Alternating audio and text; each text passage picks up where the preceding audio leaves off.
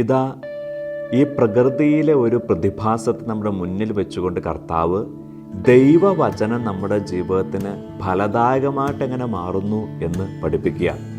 ഈ വചനം നമ്മൾ ശരിക്കും മനസ്സിലാക്കിയാൽ പിന്നെ ദൈവവചനം പഠിക്കാൻ നമുക്ക് ഏറെ ആഗ്രഹം ഉണ്ടാവും, ഉന്മേഷം ഉണ്ടാവും. കാരണം വചനം പറയുന്നത് എന്താണെന്നറിയോ?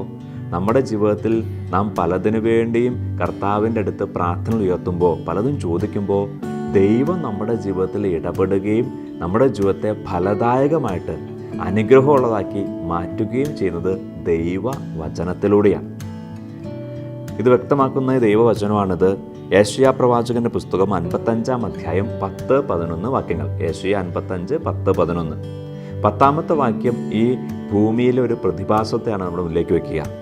വാക്യം ഇതാണ്: മഴയും മഞ്ഞും ആകാശത്തു നിന്ന് വരുന്നു, അങ്ങോട്ട് മടങ്ങാതെ ഭൂമിയെ നനയ്ക്കുന്നു, സസ്യങ്ങൾ മുളപ്പിച്ച് ഫലം നൽകി, വിതയ്ക്കാൻ വിത്തും ഭക്ഷിക്കാൻ ആഹാരവും നൽകുന്നു.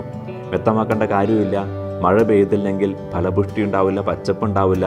മഴയുള്ളതുകൊണ്ട്, മഴയിലൂടെ മഞ്ഞോട് ലഭിക്കുന്ന വെള്ളമുള്ളതുകൊണ്ട് ഭൂമി ഫലപുഷ്ടമാകുന്നു, പച്ചപ്പുള്ളതായിട്ട് മാറുന്നു. അങ്ങനെയെങ്കിൽ ആ ഒരു പ്രതിഭാസത്തെ നമ്മൾ മുമ്പിൽ വെച്ചുകൊണ്ട് ഇതാ അടുത്ത വചനം, 11-ാമത്തെ വചനം പറയാണ്: എൻ്റെ അധരങ്ങളിൽ നിന്ന് പുറപ്പെടുന്ന വാക്കും അങ്ങനെ തന്നെ ഫലരഹിതമായി തിരിച്ചു വരില്ല. എൻ്റെ ഉദ്ദേശം നിറവേറ്റും, ഞാൻ ഏൽപ്പിക്കുന്ന കാര്യം വിജയപ്രദമായി ചെയ്യും. വചനം പറയുവാണ്, എൻ്റെ നാവിൽ നിന്ന്, എൻ്റെ അധരങ്ങളിൽ നിന്ന് പുറപ്പെടുന്ന ഓരോ വാക്കും ഫലം ഉണ്ടാക്കും, നന്മയുടെ ഫലം ഉണ്ടാക്കും. ദൈവം പറയും, എൻ്റെ ഉദ്ദേശം നിറവേറ്റും. എന്താ ദൈവത്തിൻ്റെ ഉദ്ദേശം? നമ്മളെ രക്ഷിക്കുക, നമ്മളെ അനുഗ്രഹിക്കുക. അങ്ങനെയെങ്കിൽ നമ്മെ അനുഗ്രഹിക്കാൻ, നമ്മെ രക്ഷിക്കാൻ ദൈവം ഒരുക്കിയിരിക്കുന്നൊരു വലിയ വഴിയാണ് ദൈവവചനത്തിലൂടെയുള്ള വഴി.